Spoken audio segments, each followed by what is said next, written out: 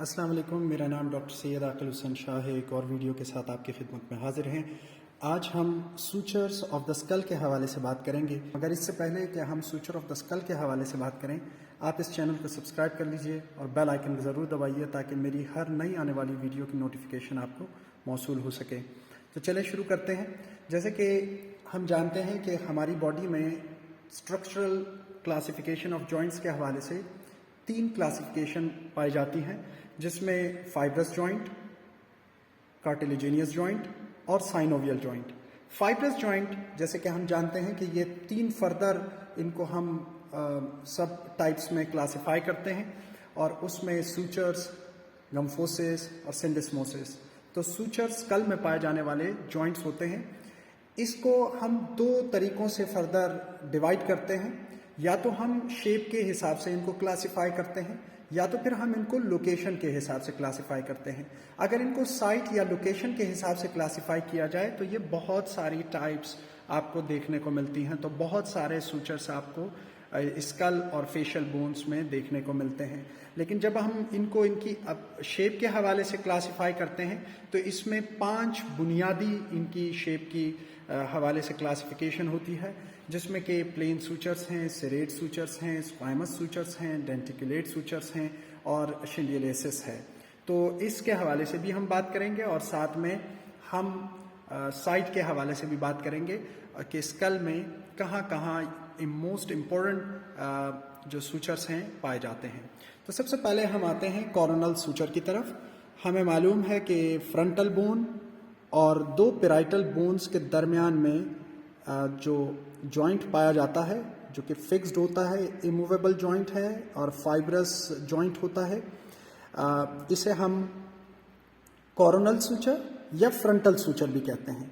कॉरोनल suture इसको इसलिए कहा जाता है क्योंकि ये बिल्कुल ताज जैसी अपीयरेंस आपको दे रहा होता है, ये ताज की अपीयरेंस दे रहा होता है, तो इसलिए इसको कॉरोनल या फ्रंटल सूचर कहा जाता है।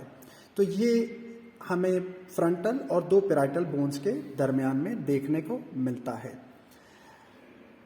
फिर उसके बाद जो दूसरा इम्पोर्टेंट यहाँ पर हमें सूचर दिखाई देता है, जो 2 पेराइटल बोन्स के दरमियान में मौजूद होता है और लोकेशन के हिसाब से 2 पेराइटल बोन्स के दरमियान में है, जिसे हम सजाइटल सूचर भी कहते हैं। ये सजाइटल सूचर है। और अगर इसकी शेप के हवाले से बात की जाए तो ये सिरेट सूचर होता है। और सिरेट सूचर ये बिल्कुल दंदान नुमा आपको दिखाई दे रहा है। अक्सर आपने पत्ता देखा होगा, जो पत्ते के एजेस होते हैं वो बिल्कुल इसी तरह की अपीयरेंस आपको दे रहे होते हैं। या फिर आपने ऐसा चाकू देखा होगा जो कि दंदान नुमा चाकू होता है, उसकी अपीयरेंस आपको ये दे रहा होता है, जिसे हम सिरेट सूचर कहते हैं। लोकेशन के एतबार से इसे हम या साइट के एतबार से हम इसे सजाइटल सूचर कहते हैं, जो कि 2 पेराइटल बोन्स के दरमियान में पाया जाता है, जिसे इंटर पेराइटल सूचर्स भी कहा जाता है और सजाइटल सूचर भी कहते हैं। और शेप के हिसाब से अगर देखा जाए तो ये सिरेट सूचर कहलाते हैं। पोस्टीरियर साइड पे हम देखते हैं कि हमें लिम्बॉइड सूचर दिखाई देते हैं, जो कि हमें ऑक्सीपिटल बोन और पेराइटल बोन के दरमियान में देखने को मिलते हैं। तो ये लिम्बॉइड सूचर हमें यहाँ पर दिखाई दे रहे हैं और इनकी अपीयरेंस के हिसाब से अगर देखा जाए, शेप के हिसाब से देखा जाए, तो ये दांत नुमा आपको यहाँ पर दिखाई देते हैं, इसलिए इसे डेंटिकुलेट सूचर कहा जाता है। वैसे हम इसको लिम्बॉइड सूचर कहते हैं क्योंकि ये लैम्बडा जैसी अपीयरेंस हमें देता है, ठीक है, इसलिए इसको लिम्बॉइड सूचर कहा जाता है। और इसे हम पेराइटो ऑक्सीपिटल सूचर्स भी कहते हैं। पेराइटो ऑक्सीपिटल सूचर का नाम भी दिया जाता है लोकेशन के एतबार से। और बाकी शेप के एतबार से मैंने आपको बताया कि ये चूँकि दांत नुमा होते हैं, ये दांत जैसी अपीयरेंस आपको दे रहे होते हैं, जिसकी वजह से हम इसे डेंटिकुलेट सूचर का नाम देते हैं। उसके बाद हम देखते हैं स्क्वाइमस सूचर। स्क्वाइमस सूचर जो कि आपको पेराइटल और टेम्पोरल बोन के दरमियान में दिखाई दे रहे होते हैं। ये सूचर अगर इनकी अपीयरेंस या शेप के हिसाब से बात की जाए तो ये ऑब्लिक अपीयरेंस आपको दे रहे होते हैं। मैं आपको यहाँ पर दूसरे बोन में दिखा देता हूँ। अगर आप देखें तो यहाँ पर इस स्क्वाइमस सूचर में आपको ऑब्लिक अपीयरेंस देखने को मिलती है। ये शेप में आपको ऑब्लिक शेप यहाँ पर आपको जो कि इस सूचर की है आपको देखने को मिल रही है, जिसमें पेराइटल बोन और टेम्पोरल बोन आपस में एक दूसरे के साथ आर्टिकुलेट करते हैं। इसे स्क्वाइमस सूचर शेप के हिसाब से कहा जाता है, जो कि ऑब्लिक है।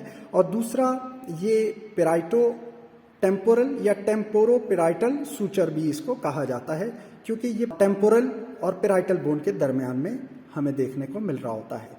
इन फेशियल बोन्स के दरमियान में अगर हम देखें तो यहाँ पर हमें एक सूचर दिखाई दे रहा है, जो कि लीनियर अपीयरेंस दे रहा है। शेप के हिसाब से ये लाइन की अपीयरेंस दे रहा है और दो निजल बोन्स के दरमियान में मौजूद है। तो अगर पैलेटाइन बोन के हवाले से बात की जाए तो यहाँ पर हमें इंटर पैलेटाइन सूचर, ये भी प्लेन सूचर की एग्जाम्पल में आता है। शेप के हिसाब से ये लीनियर अपीयरेंस दे रहे होते हैं, जिसकी वजह से इसे हम प्लेन सूचर कहते हैं। एक और तरह का सूचर जो कि स्कल में पाया जाता है, जिसमें कि एला ऑफ वुमर और इसके अलावा रोस्ट्रम ऑफ स्फीनॉइड बोन, एला ऑफ वुमर और रोस्ट्रम ऑफ स्फीनॉइड बोन ये आपस में एक दूसरे के साथ आर्टिकुलेट करते हैं। वेज एंड ग्रूव सूचर ये बना रहे होते हैं, जिसे शिंडियलिसिस कहा जाता है। ये टोटल हमने यहाँ पर स्कल में जो सूचर्स के हवाले से बात की, हमने कहा कि प्लेन सूचर्स होते हैं, जिसमें आप अगर इसकी शेप के हिसाब से देखें तो ये प्लेन सूचर, और लोकेशन के हिसाब से तो आपको मालूम है इंटरनेजल सूचर हमने और इंटर पैलेटाइन सूचर, ये लोकेशन के हिसाब से हमने देखा। उसके बाद हमने सिरेट सूचर की बात की, और सिरेट सूचर आपको सजाइटल सूचर्स में आपको देखने को मिलता है। और फिर उसके बाद हमने स्क्वाइमस सूचर की बात की, जो कि आपको पेराइटो टेम्पोरल बोन्स में देखने को मिलता है, जो कि ऑब्लिक इन अपीयरेंस होता है। और डेंटिकुलेट सूचर आपको लिम्बॉइड सूचर, जो कि पेराइटो ऑक्सीपिटल रीजन पे देखने को मिल रहा होता है।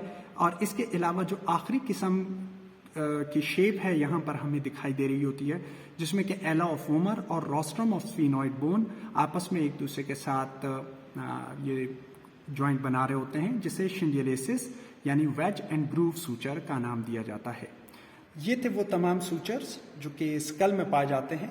इससे रिलेटेड अगर आपका कोई सवाल हो तो आप कमेंट बॉक्स में पूछ सकते हैं, मैं आपके सवाल का जवाब देने की कोशिश करूंगा। एक नई वीडियो में मुलाकात करते हैं, तब तक के लिए अल्लाह हाफिज।